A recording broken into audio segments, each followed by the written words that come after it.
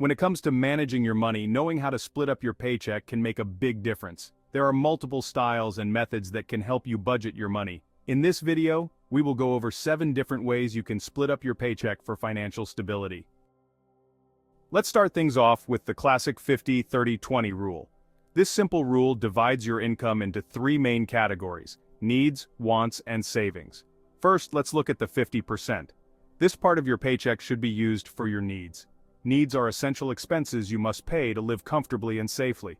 These include housing costs like rent or mortgage payments, utilities such as water, electricity, and groceries. By putting half of your paycheck towards these necessities, you ensure that your basic living requirements are met without financial stress. Next, we move to the 30%. This part of your income is for your wants. Wants are non-essential expenses that make your life more enjoyable. Examples include dining out, entertainment, hobbies, vacations, and shopping for clothes and electronics. While it's important to enjoy life, keeping your wants to 30% of your income helps prevent overspending on non-essential items. This balance is about enjoying the fruits of your labor while staying financially responsible. Lastly, the remaining 20% of your paycheck should go towards savings and debt repayment. This category is crucial for building a secure financial future. Start by creating an emergency fund to cover unexpected expenses like medical bills or car repairs. Aim to save at least 3 to 6 months' worth of living expenses in this fund. After building your emergency fund, focus on paying down high-interest debts, such as credit card balances, as quickly as possible. Once your debts are under control, direct your savings towards long-term goals like retirement, buying a home, or investing in education. Regularly contributing to retirement accounts, such as a 401k or IRA, is vital for ensuring financial security in your later years. The second method is zero-based budgeting. This method means assigning every dollar a specific purpose so that your income minus expenses equals 0. The first step in zero-based budgeting is to track your income and expenses. Start by writing down your total monthly income. This includes your salary, any side hustle earnings, or other sources of money. Once you know how much money you have to work with, you need to assign every dollar to a specific category. Start with the things you need like rent, utilities, and groceries. Make sure these categories are covered first since they are necessary for your daily living. Next, focus on savings and debt repayment. It's important to set aside money for an emergency fund, which is crucial for unexpected expenses like car repairs or medical bills. Aim to save at least 3 to 6 months' worth of living expenses. Also, allocate money to pay off any high-interest debts, such as credit cards. Once your needs and savings are covered, assign money to your wants. These are non-essential expenses that make life enjoyable, like dining out, entertainment, hobbies, and vacations. While it's important to enjoy your money, make sure your wants don't take up too much of your budget. In zero-based budgeting, every dollar has a job, and no money is left unaccounted for. If you have extra money after assigning it to your needs, savings, and wants, consider increasing your savings or paying off more debt. The goal is for your income minus expenses to equal 0. This doesn't mean you spend all your money, but that every dollar is purposefully allocated. The beauty of zero-based budgeting is that it gives you a crystal clear picture of where your money is going and helps you identify areas where you can potentially cut back and save even more. The next budgeting method is the pay yourself first. The first step in this method is to decide on a percentage of your paycheck to allocate to savings. Financial experts often recommend saving at least 20% of your income, but you can adjust this percentage based on your financial goals and situation. The key is to make savings a priority, just like you would with your rent or utilities. Once you've decided on a percentage, automatically transfer that amount to your savings account as soon as you get paid. This way, you won't be tempted to spend it on other things. By doing this, you are ensuring that you are consistently building your savings and preparing for the future. This approach helps you prepare for emergencies, achieve your goals, and secure a brighter financial future. Another effective budgeting method is the envelope system. This one's for those who prefer the tangible feel of cold, hard cash over the digital world of cards and apps. First, you'll need to decide on your spending categories.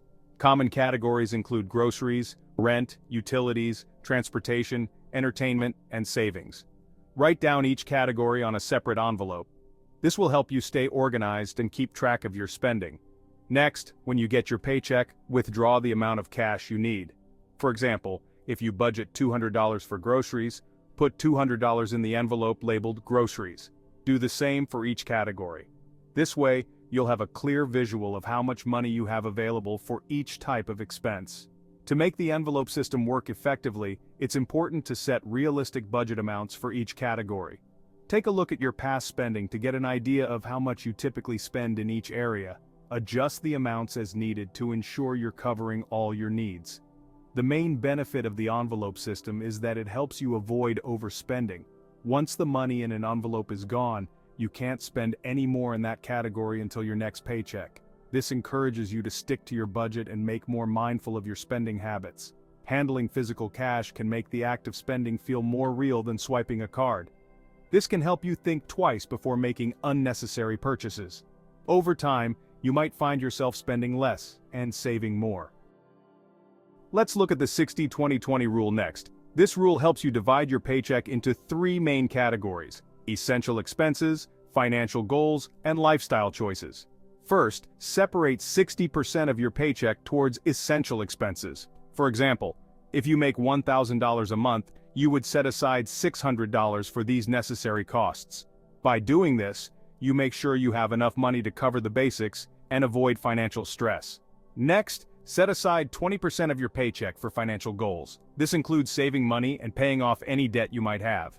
If you make $1,000 a month, $200 should go into savings or debt repayment. This way, you're always working towards a better financial future.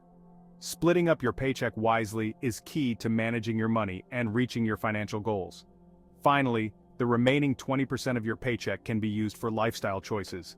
These are the fun things you want but don't necessarily need, like going out to eat, entertainment, hobbies, or buying new clothes. For example, with a $1,000 paycheck, you would have $200 to spend on these activities. This allows you to enjoy your money and have a balanced life without feeling guilty.